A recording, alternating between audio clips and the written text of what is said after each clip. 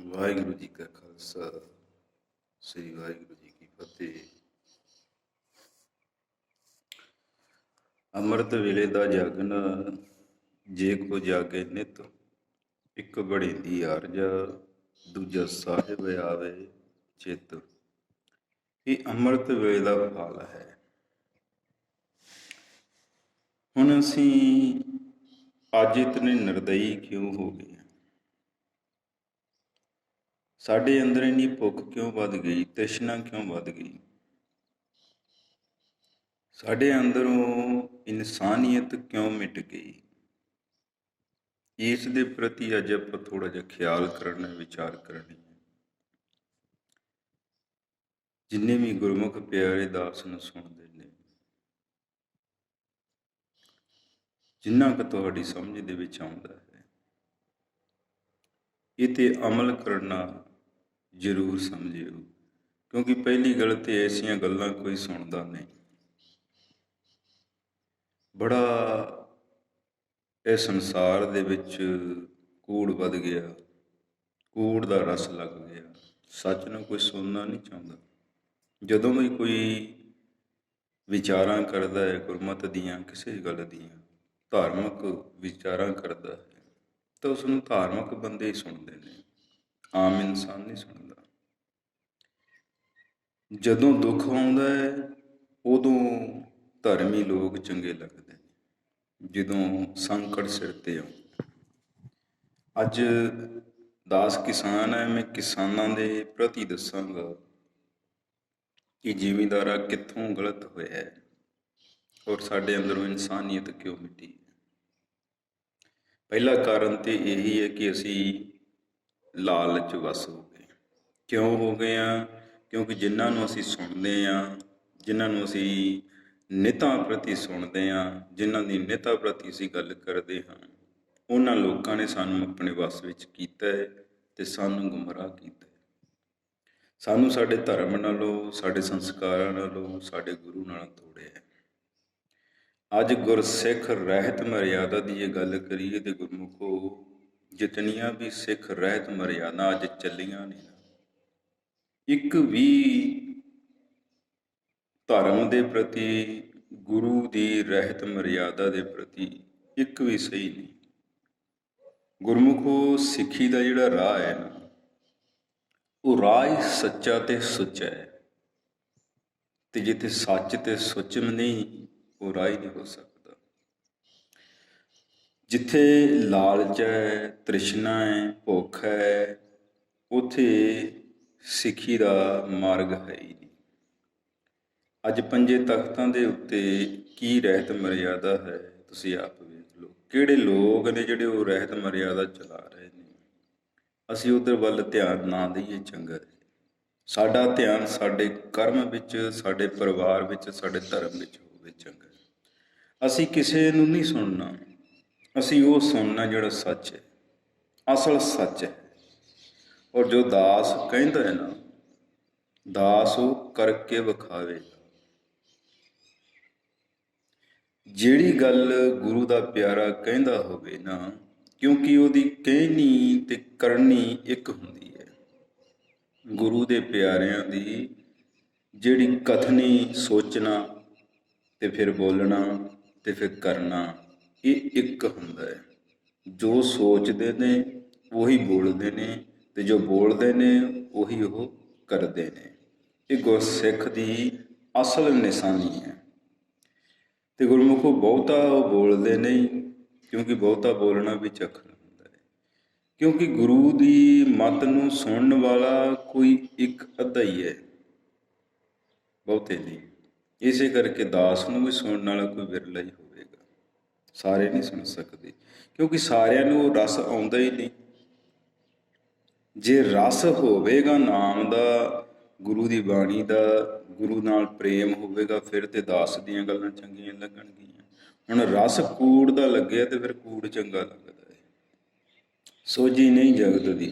ਜਿਨ੍ਹਾਂ ਨੂੰ ਜਗਤ ਦੀ ਸੋਝੀ ਹੈ ਗੁਰਮੁਖੋ, ਉਹ ਮਾਲਕ ਨੇ ਸ੍ਰਿਸ਼ਟੀ ਦੇ, ਤੇ ਜਿਹੜੇ ਸ੍ਰਿਸ਼ਟੀ ਦੇ ਮਾਲਕ ਨੇ ਉਹ ਕੁਝ ਵੀ ਕਰ ਸਕਦੇ ਨੇ, ਯੁੱਗ ਵੀ ਬਦਲ ਸਕਦੇ ਨੇ, ਉਹ ਕੁਝ ਵੀ ਕਰ ਸਕਦੇ ਨੇ, ਕਿਉਂਕਿ ਉਹ ਗੁਰੂ ਦੀ ਸਮਝ ਚੁੱਕੇ ਨੇ, ਸੰਸਾਰ ਨੂੰ ਸਮਝ ਚੁੱਕੇ ਨੇ, ਉਹ ਕਰਤੇ ਦੇ ਪੁਰਖ ਨੂੰ ਸਮਝ ਚੁੱਕੇ ਨੇ, ਉਹ ਅਕਾਲ ਪੁਰਖ ਨੂੰ ਸਮਝ ਚੁੱਕੇ ਨੇ, ਉਹਦੀ ਸ਼ਰਨ ਵਿੱਚ ਆ ਗਏ ਨੇ। ਹੁਣ ਗੁਰਮੁਖੋ, ਕਿਸਾਨ ਕਿੱਥੋਂ ਗਲਤ ਹੈ? ਪਹਿਲਾਂ ਤਾਂ ਇਹ ਗਲਤ ਹੈ ਕਿ ਉਸਨੇ ਆਪਣੇ ਸੰਸਕਾਰ ਛੱਡੇ, ਮਾਂ ਬਾਪ ਦਾ ਸਨਮਾਨ ਛੱਡ ਦਿੱਤਾ, ਗੁਰੂ ਦੀ ਮੰਨਣੀ ਛੱਡ ਦਿੱਤੀ।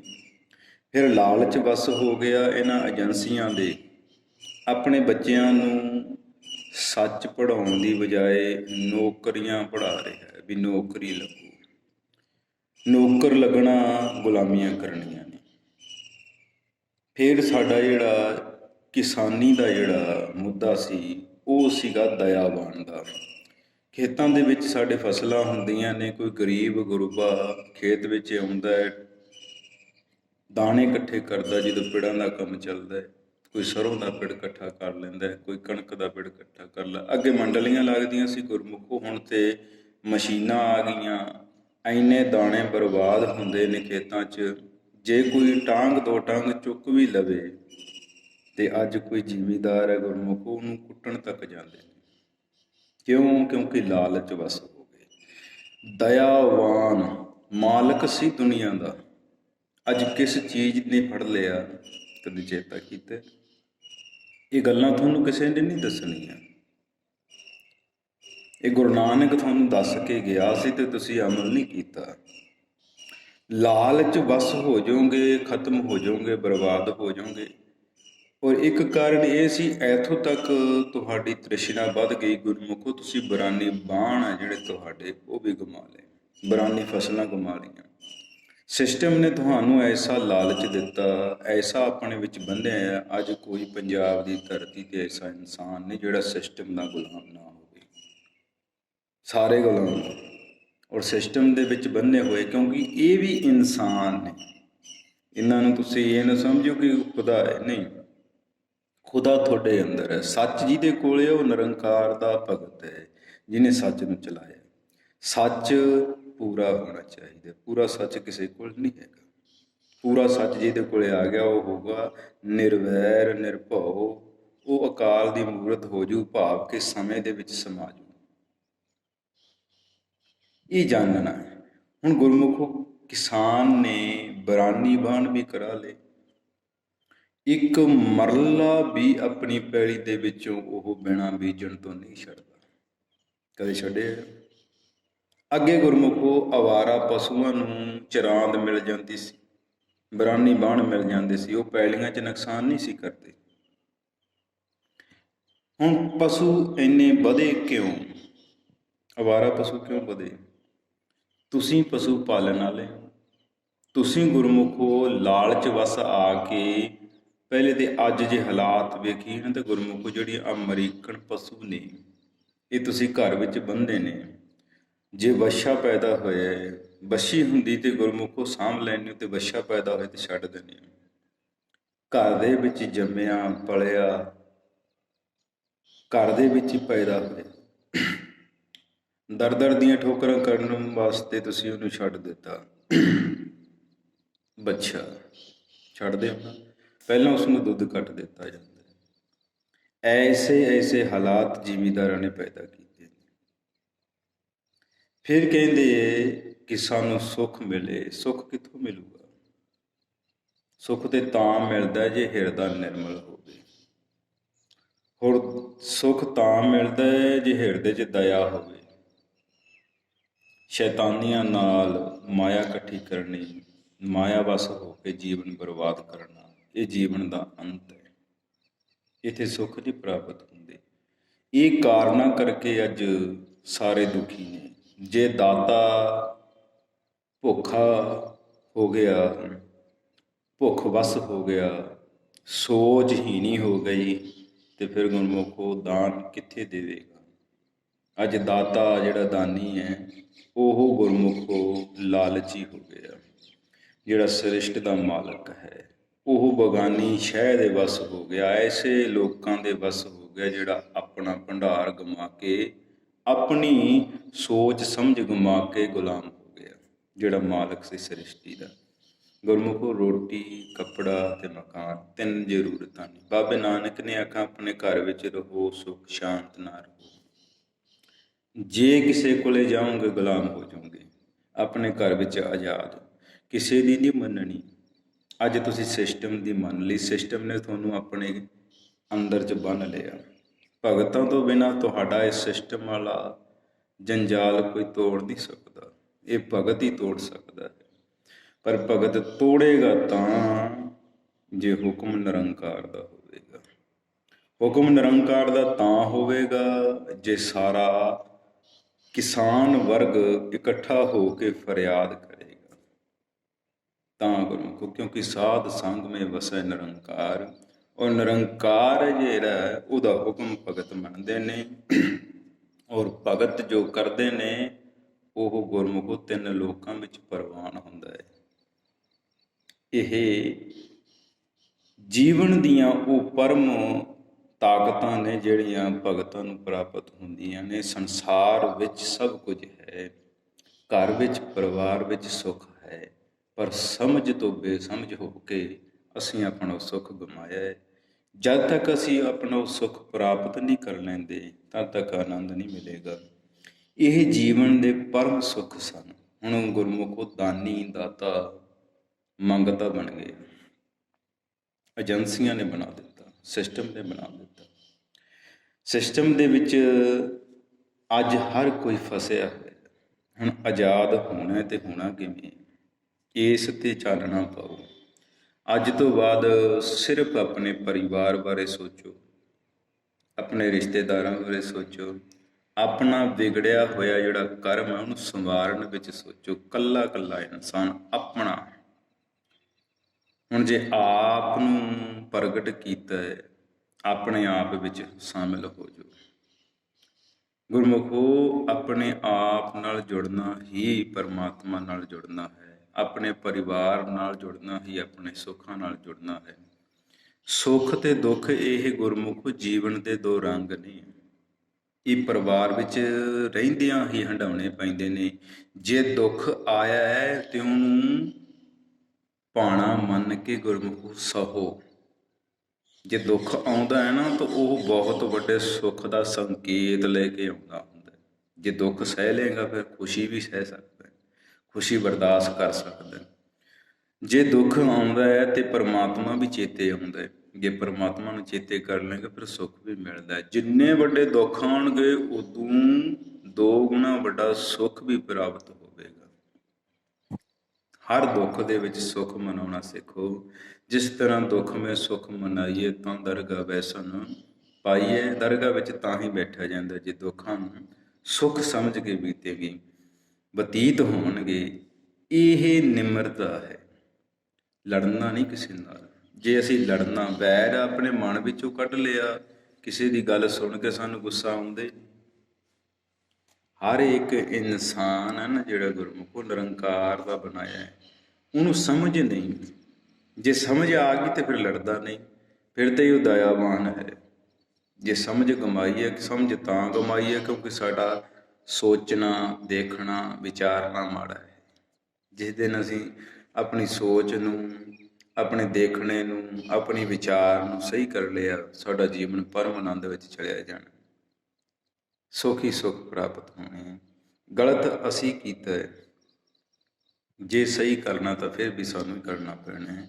ਆਪਣੇ ਹੱਥੀਂ ਆਪਣਾ ਆਪੇ ਕਾਜ ਸਵਾਰੀਏ। ਜੀਵਨ ਦਾ ਜਿਹੜਾ ਹੁਣ ਦੇਖੋ ਗੁਰਮੁਖੋ, ਅੱਜ ਤੋਂ ਬਾਅਦ ਤੁਹਾਡੇ ਜਿਹੜੇ ਧੀਆਂ ਪੁੱਤਰਾਂ ਦੇ ਰਿਸ਼ਤੇ ਨੇ ਨਾ, ਰਿਸ਼ਤੇ ਇਹ ਵੀ ਬਹੁਤ ਕਠਿਨ ਹੋ ਜਾਣਗੇ। ਇਹ ਨਹੀਂ ਹੋਣਗੇ। ਕਿਉਂ ਨਹੀਂ? ਕਿਉਂਕਿ ਧਿਰਾਂ ਮੁੱਕ ਗਈਆਂ। ਜਿਹੜੀਆਂ ਧਿਰਾਂ ਸੀ ਨਾ, ਧਿਰਾਂ ਉਹ ਮੁੱਕ ਗਈਆਂ। ਧਿਰਾਂ ਧੀਆਂ ਸੀਗੀਆਂ, ਧੀਆਂ ਧਿਰਾਂ ਬਣ ਕੇ ਜੀਵਨ ਜਿਉਂਦੀਆਂ ਸੀਗੀਆਂ। ਜਦ ਤੱਕ ਚਾਰ ਦੀਵਾਰੀ ਦੇ ਅੰਦਰ ਔਰ ਮਾਂ ਬਾਪ ਦੇ ਸਿਰ ਦਾ ਜਿਹੜਾ ਤਾਜ ਹੈ ਉਹਨੂੰ ਆਪਣੇ ਸਿਰ ਉੱਤੇ ਰੱਖ ਕੇ, ਆਪਣੀ ਸਮਝ ਵਿੱਚ ਰੱਖ ਕੇ ਜਿਉਂਦੀਆਂ ਸੀ, ਨਿਮਰਤਾ ਨਾਲ ਜਿਉਂਦੀਆਂ ਸੀ, ਮਨ ਨੂੰ ਨੀਵਾਂ ਰੱਖ ਕੇ ਜਿਉਂਦੀਆਂ ਸੀ, ਤਦ ਤੱਕ ਤੇ ਆਗਿਆਕਾਰੀ ਅਖਵਾ ਕੇ ਜੀਵਨ ਨੂੰ ਸੁੱਖ ਪ੍ਰਾਪਤ ਕਰਦੀਆਂ ਸੀ। ਅੱਜ ਉਹ ਸੁਣਿਆ ਜਿਹੜਾ ਮਾਂ ਬਾਪ ਨਾਲ ਲੜਾਉਂਦਾ ਹੈ, ਆਪਣੇ ਧੀਆਂ ਪੁੱਤਰਾਂ ਨੂੰ ਵਿਦੇਸ਼ੀ ਭਾਸ਼ਾ ਮਿਲ ਗਈ, ਵਿਦੇਸ਼ੀ ਸਿਸਟਮ ਸਮਝ ਮਿਲ ਗਿਆ, ਸਾਰਾ ਸੰਸਾਰ ਸਮਝ 'ਚ ਆ ਗਿਆ, ਪਰ ਮਾਂ-ਬਾਪ ਤੇ ਸੰਸਕਾਰ ਭੁੱਲ ਗਏ। ਅੱਜ ਪੂਰੀ ਦੁਨੀਆ ਨੂੰ ਤੇ ਬੱਚਾ ਬੱਚਾ ਜਾਣਦਾ ਹੈ, ਪਰ ਮਾਂ-ਬਾਪ ਦੇ ਪਿਆਰ ਨੂੰ, ਆਪਣੇ ਸੰਸਕਾਰਾਂ ਨੂੰ, ਆਪਣੀ ਵਿਰਾਸਤ ਨੂੰ ਪੰਜਾਬ ਦਾ ਬੱਚਾ ਬੱਚਾ ਭੁੱਲ ਗਿਆ। ਕਾਰਨ ਕੀ ਸੀ? ਸਾਡੇ ਕੋਲੋਂ ਸਾਡੇ ਬਜ਼ੁਰਗ ਮੁੱਕ ਗਏ, ਜਿਹੜੇ ਸਾਨੂੰ ਸੱਚ ਦੇ ਰਾਹ ਤੇ ਤੋਰਦੇ ਸਨ। ਦਾਸ ਦਾ ਜੀਵਨ ਕਿਉਂ ਹੈ? ਕਿਉਂਕਿ ਦਾਸ ਬਚਪਨ ਤੋਂ ਹੀ ਬਜ਼ੁਰਗਾਂ 'ਚ ਰਿਹਾ। ਜੇ ਅਸੀਂ ਬਚਪਨ ਤੋਂ ਹੀ ਸਿਆਣਿਆਂ ਦੇ ਵਿੱਚ ਬਹਿੰਦੇ ਸੀ ਤਾਂ ਅਸੀਂ ਬਚਪਨ ਤੋਂ ਹੀ ਸਿਆਣੇ ਹਾਂ। ਇਹ ਆਨੰਦ ਸੀ ਮਾਂ ਤੇ ਪਿਓ, ਇਹ ਦੋਨਾਂ ਦੇ ਸਿਰ ਤੇ ਸੰਸਾਰ ਸਾਰਾ ਵਸਦਾ ਹੈ।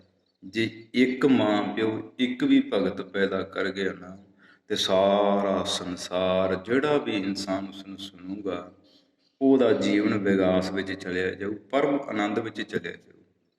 ਭਗਤਾਂ ਦੇ ਅੰਦਰ ਐਡੀ ਤਾਕਤ ਪੈਦਾ ਹੋ ਜਾਂਦੀ ਹੈ ਸ੍ਰਿਸ਼ਟ ਦੀ, ਕਿਉਂਕਿ ਗਿਆਨ ਹੀ ਇੱਕ ਪਰਮ ਆਨੰਦ ਹੈ।